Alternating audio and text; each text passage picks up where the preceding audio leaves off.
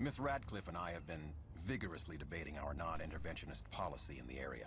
I was on the debate team in high school. There may be a window for us to take direct action. Well, not us, as much as you. A cargo ship ran aground on one of the coastal islands. We have it on satellite time-lapse, coming in at the head of the Biocult fog. That's how the creatures got here. Like a mutant cruise liner. The Love Boat with a vengeance. Sorry. Protocol is to wait for our raid teams to be deployed, or our pilot could airlift you now. In such a scenario, I should mention that similar cargo ships could have been used to transport material from our sister corporations within the group. That's not a confirmation. But someone like you could probably find a use for that material. A good use, if it was there. Which I guess I'm not telling you it is. That's how this works, right? Quite. One more detail. I need you to sign this release form, agreeing that the group cannot be held accountable for any personal injury resulting from, but not limited to... Sir. It's for their own good. It's for your own good. Hello all, Olin here. I am running through Polaris, the normal version. So, I'm not sure how well this is going to go. This is a pickup group, so... As you can see, the aggro is all over the place. But we have a healer, so... Yay. Pardon me if I, not necessarily always the most chatty person in the world in this, this mission, because, a little bit of attention needs to be paid to things. Less so than if this was a nightmare version, though, so, I mean, there's that.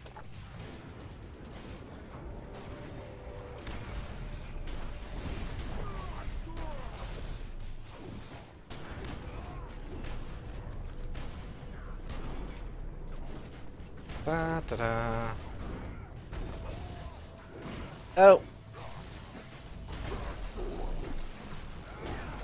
Come on.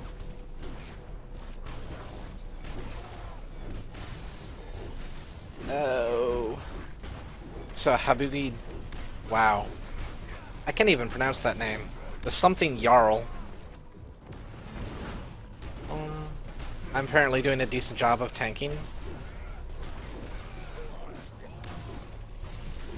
Works out nicely, I suppose.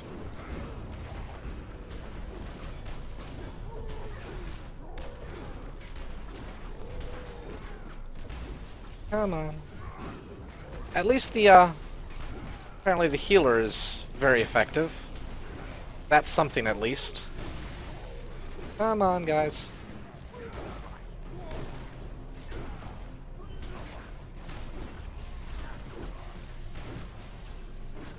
Ooh, he. Oh, no. I really need to invest in anti-aggro abilities, I suppose. Well.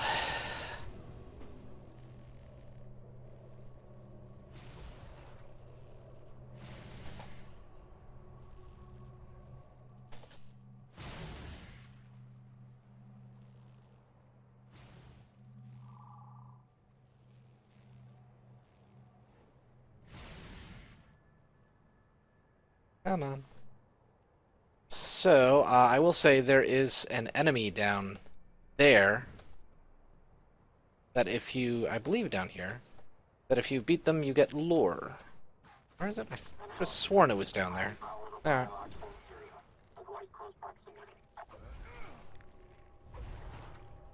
Sigh. I guess we're not going for the lore here. Makes me a little sad, but... Alright. So... Second boss. Wow, sorry, this is not very interesting. I do apologize. I'll probably compress a lot of this, because it is really just, I don't know. Oh, that's cool. And when was the last time I actually watched that cinematic?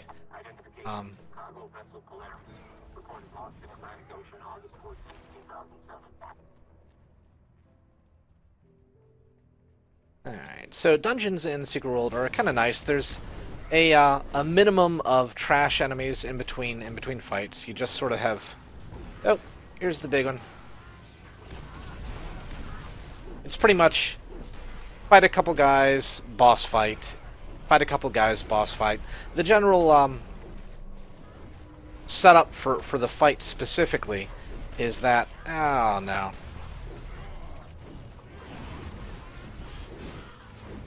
Is that if someone dies, they can't actually zone back in and just try again. When someone dies, they're just sort of locked out. You can watch the cinematic from afar, mind you, but I don't know. It keeps you from just being able to bum rush the enemies to death, which is nice. There's only a couple normal mode dungeons. Most of them are oh, not good. Elite at the very, very least. This is a kind of DPS check here, which we're, I don't know, doing alright on here. Elemental Force, not Elemental Force, Thor's Hammer. I'm speaking craziness, I tell you. What is this? Okay. Pass on that. Well, I'll do Greed. Might as well, why not? Yeah, let the tank actually get the tank gear. Alright, and next boss, right down there. There is actually also a bit of lore, I believe, right back in that area, which is nice. There's one bit of lore in this dungeon that's just a pain to get, because you have to, I don't know, enter a passcode 2 times, I believe, and follow a little Orochi drone. Not the worst thing. This is a interesting multi-part fight. You fight this guy here, and it's not that bad. But then he goes into this next little bit. This next little area. This is the, what? Brangian, I believe he's called.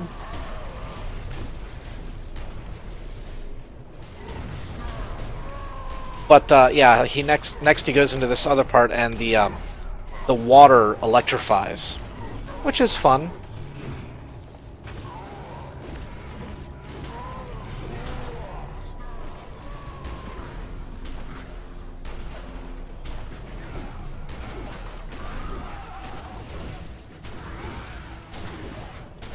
So yeah, this guy, he splits apart, well, doesn't split apart, but he goes under the little guy's spawn, and then it's an aggro reset.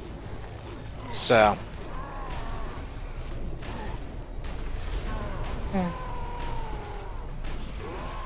sort of interesting thing to note here is these guys are actually, or at least this guy specifically, pops up in another dungeon that's set in the past.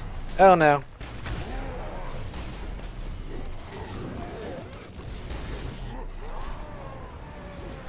Okay, good. Aggro reset. Yay!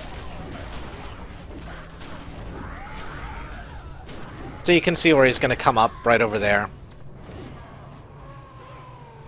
It's convenient.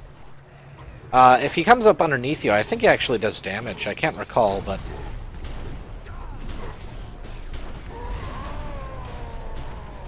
oh! Ta-da.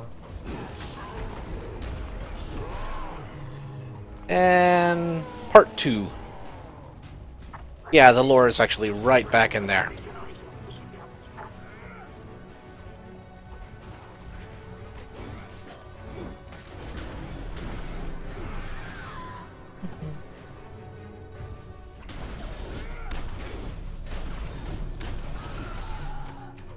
Again, sorry I'm not quite so chatty. I'm concentrating on not being a horrible team player. Anywho, oh no.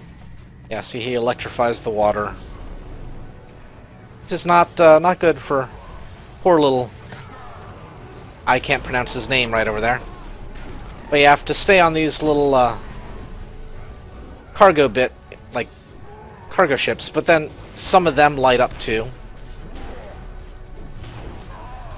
Just depending, so you have to move around over the course of the fight. Or theoretically, you move around over the course of the fight. Ah, crap.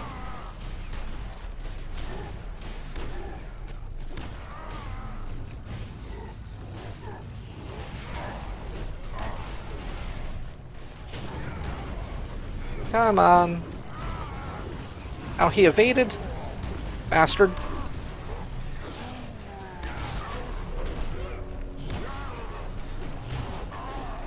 Come on.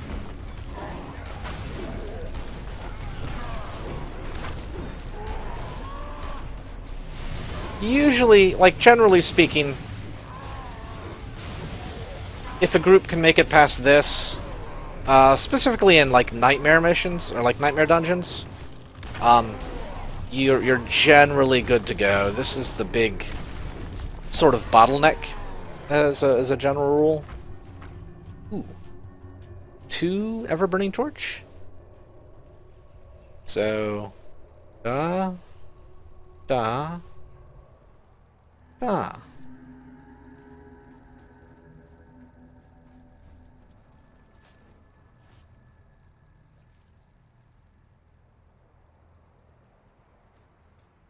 Come on.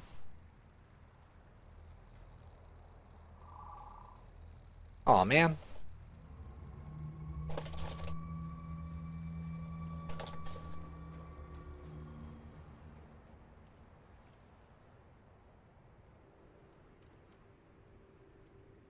So this, I believe the passcode is 5756.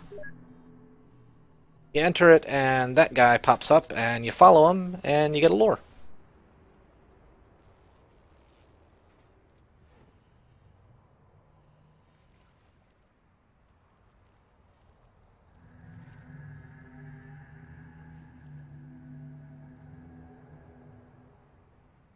Come on. Drops it. Where does he drop it? Drops it right here. I should have gone with my group, but they're doing all right.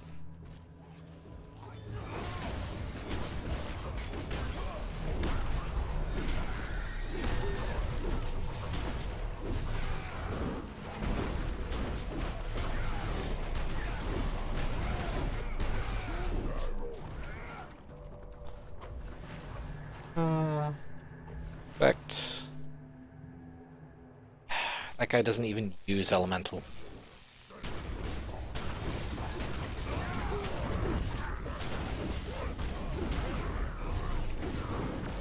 So sad. You can actually just run past these guys. You don't have to fight.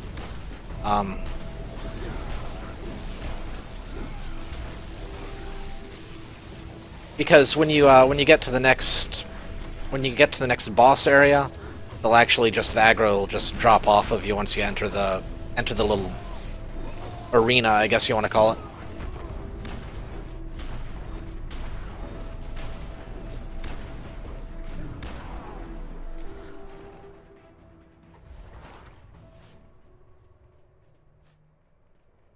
Yeah, which is right in here.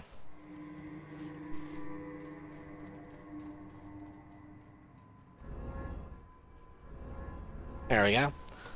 So this one is interesting. Beat her and she like spawns into 3 separate enemies. And it's been so long since I've played this not on a nightmare mode mission, where I'm actually not sure it's the case, but I guess maybe not. Oh, no, there they are. So these little bombs will spawn, and you have to...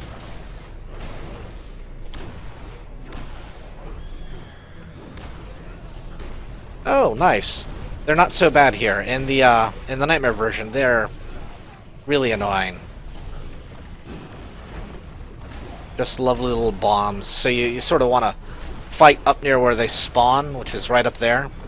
And, yay, I have aggro again.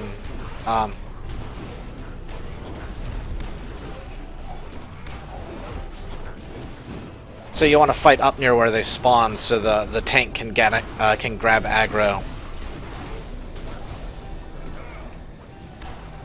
as soon as possible.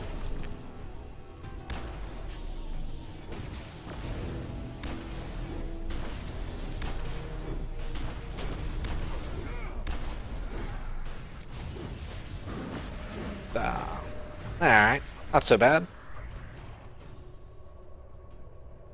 Then again, this is, Sure, I'll grab need on that. That is an improvement. Yay! Oh.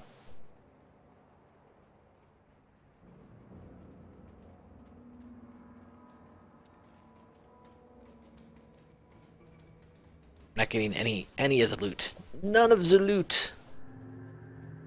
As I mentioned before, realistically, I should have rolled need on both of those elementalism weapons earlier. But I didn't want to be greedy. I mean, I only needed one, right? So those little pods, if you let them hatch, a little enemy will spawn. So they're annoying, but what can you do?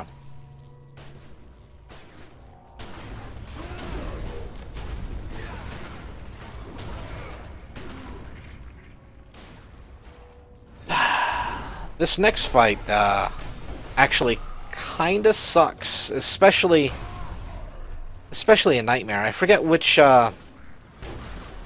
bit is the added thing from the nightmare difficulty, but probably the fact that in the nightmare version there are enemies that spawn, do absurd AoE damage, and like hinder you so you can't dodge out of the way very easily, and just generally wreck DPS characters. But on the plus side, he looks really cool, you know. So there's that, right? Check him out. Giant squid thing. Woo!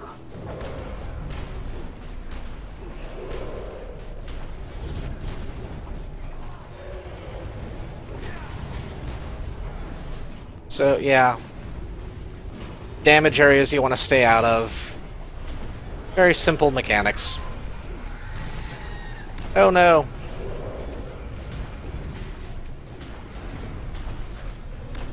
Yeah, in Nightmare difficulty, there's the guy that was just running up to me there. They spawn and they do absurd damage.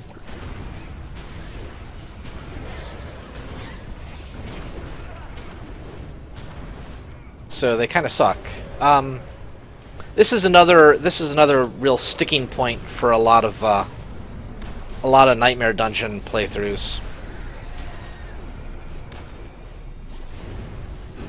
Oh, whoops.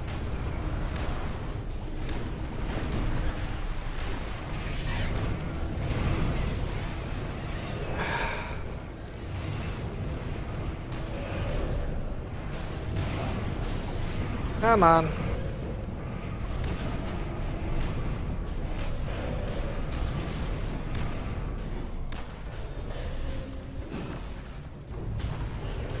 Also worth noting that in the Nightmare version at least, his attack is a chain attack. So if you're staying too close to each other, then you can be in some bit of trouble, because you know it does a lot of damage, or at least in the Nightmare version it does. So it does a lot of damage, and can jump between all of your DPS and healers, and kind of take out chunks of folks at a time. That's why you kind of want like the tank to be standing off to the side, while everyone else sort of stays a little bit on the other side from him.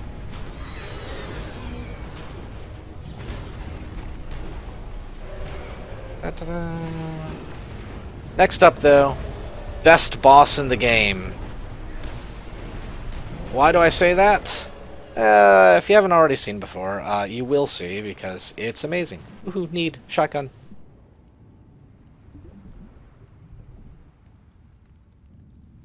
I'll need that. Shoot. Woohoo, shotgun.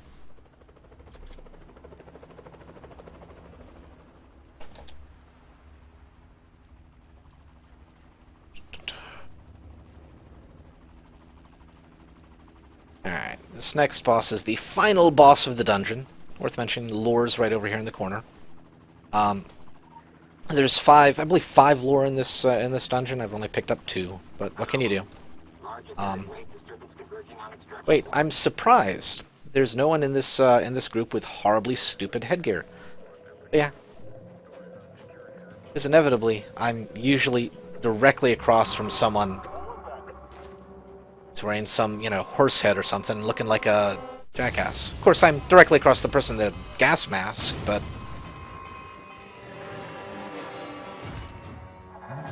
Look! Look, it's Cthulhu-ish. Because that's, you can't really directly say Cthulhu. But it's definitely drawing some similarities to Cthulhu, right?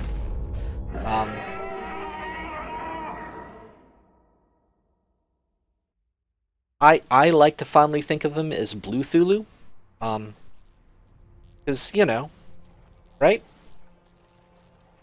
This is another one of those lovely multi-phase fights.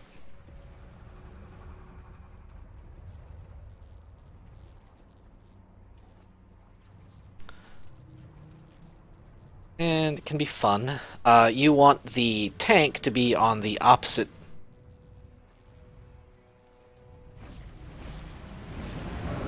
What the? Why? You're not the tank. Why are you?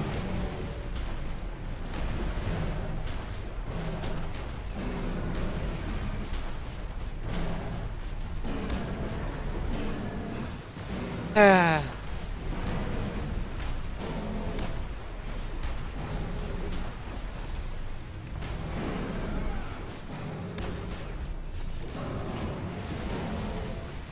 Oh no.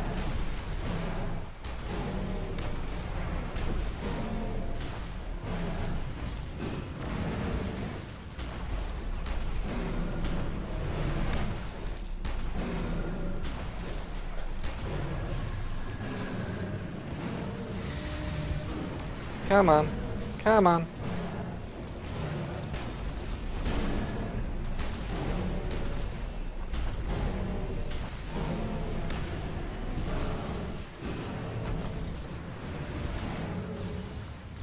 Come on. Alright. Good. He's off of me. Our tank has some tanking issues. But whatever.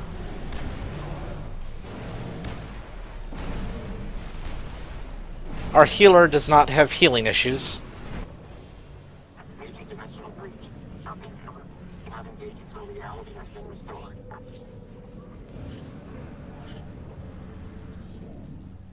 Oh no.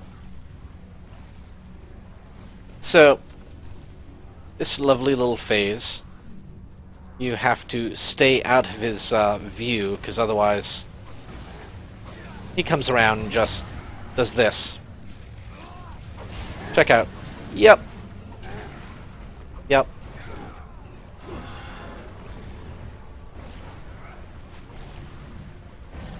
No.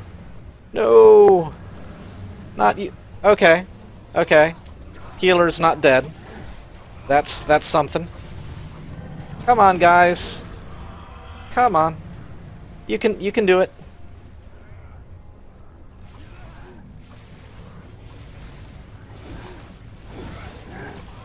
You can do it.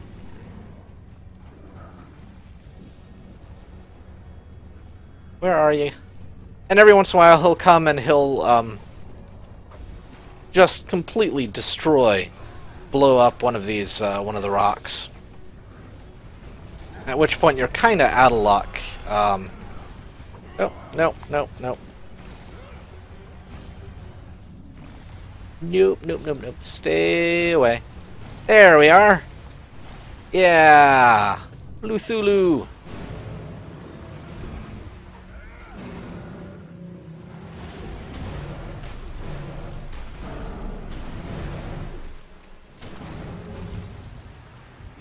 Come on.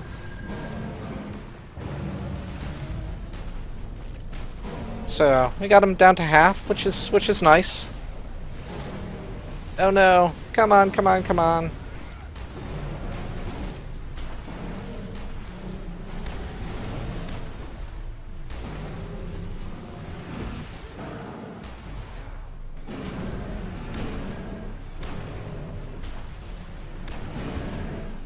I'm in trouble.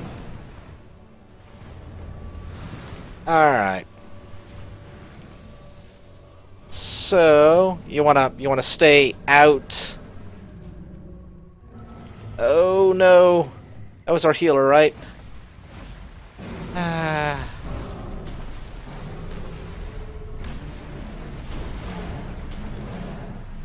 Oh, so sad. Right, so when he goes into the center and does that lovely little thing, you want to hide behind the rocks, and if he's had a chance to, knock down the rocks in the interim, blah blah blah, it can do some things. Alright, so repair equipment, you can watch the fight, sort of alternate between the remaining survivors. Oh, blue phase. And you can just straight up exit the dungeon. I recommend you not straight up exit the dungeon. It's not ideal. Let's see here. I am going to... I don't have...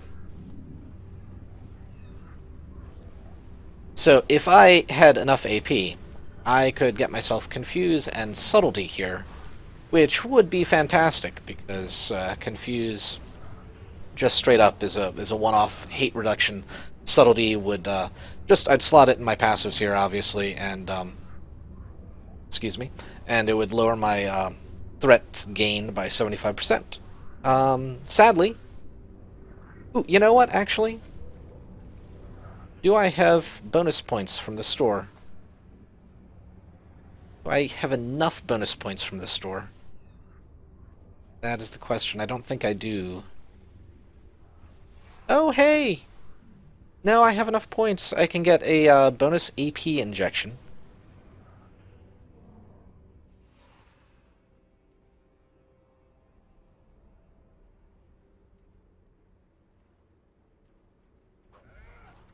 And just give myself 25... And then I'll just do this. By Confuse, by Subtlety, and what don't I need? Don't I need? I'll take Mind of Matter can leave, and there you go, Subtlety. Okay.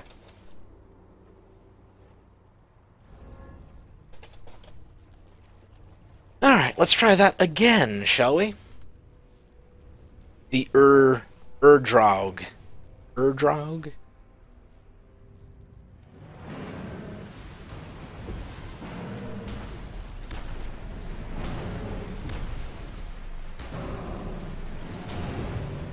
Come on.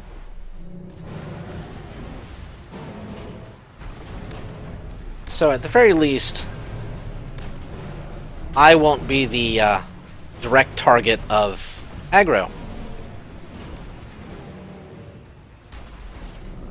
I'm not sure who will be, but not me. So if you're planning on running this dungeon yourself, and you're planning on being the tank, there is a whole tanking tree with similar things. Ones that'll like increase the aggro that you generate, and one that'll just straight up pull aggro in one little click. I just for the sake of not having this happen, if you're planning on taking this dungeon, think about taking it. You can do it without. This our tank here is running a looks like primarily just a hammer build, and hammer is not necessarily like the best aggro generator in low levels. It's theoretically just as effective as all the other aggro generators, but it just uses different powers to do it, and those powers just take a little bit more getting used to with hammer than they do for anything else.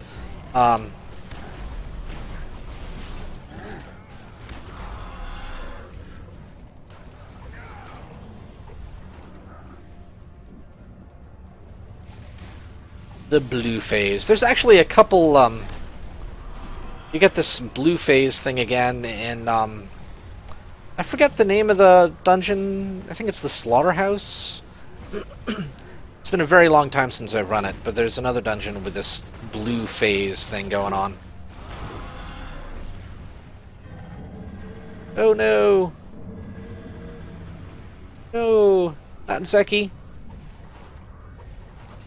Come on, Zeki! Come on!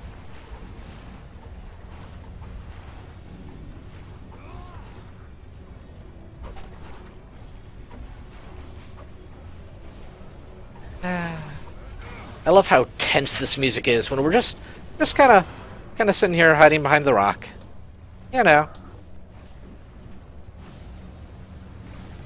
Oh, where are you? I hear you. Oh no! There we go. Okay.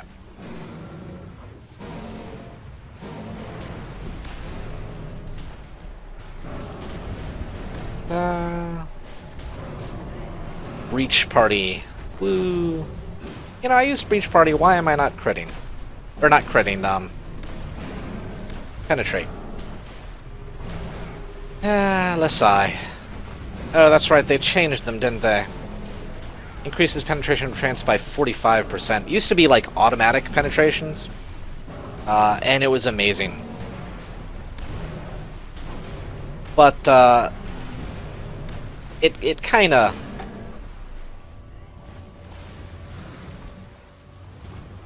maybe a little overpowered, potentially. So I can understand it. It just makes me a little sad, is all. All right, come on.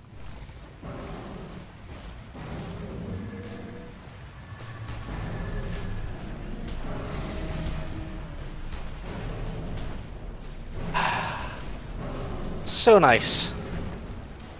So very nice not having aggro all the time. I should have thought of doing that earlier, but I didn't think I had enough points. I generally speaking don't like just straight up buying points. It's just not as fun, you know?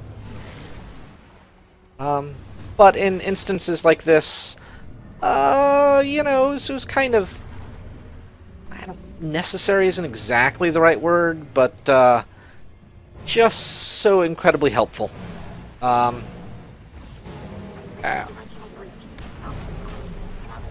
Oh no. Blue phase again.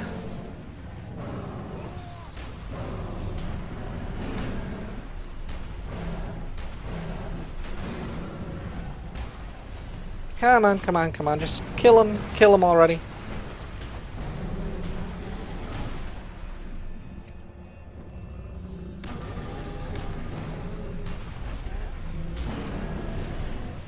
Who died? Did the tank die? Oh no. There we go! We did it! We did it! Yay! So some of the stuff that pops up in these fights will have special little abilities on them. So the Gift of the Norns, whenever you're healed, you gain a defense effect for 10 seconds, which is cool. I'm not going to be using that. I'm going to get that. Yes. And I'll pass on the assault rifle. So, quality level 3 blade. And, let's dance on Blue Thulu's head. Shall we? Gangnam style. Woohoo! You're dead. Sorry.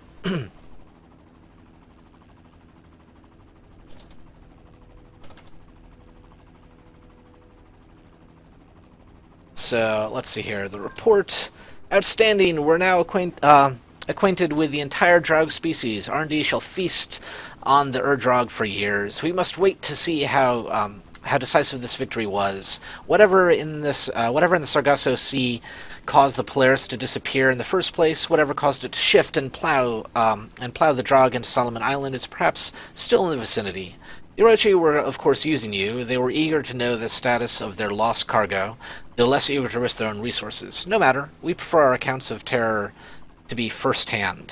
So, let's see here. Let me pick up a elemental focus, and what did this give me? The Whispering Demon Ring. Nice. Bonus XP. Of course, it's a quality level 2, but you know, what can you do? Alright, well, that was Polaris. Sorry I couldn't focus quite so much on conversation and spending more time focus on actually fighting, and not sucking anyway. But hopefully you enjoyed, hopefully it was helpful, and next time I am going to be continuing with the storyline. Yay! Continuing with the Dawning of an Endless Night storyline. Always fun. Anywho, till next time, folks. Later.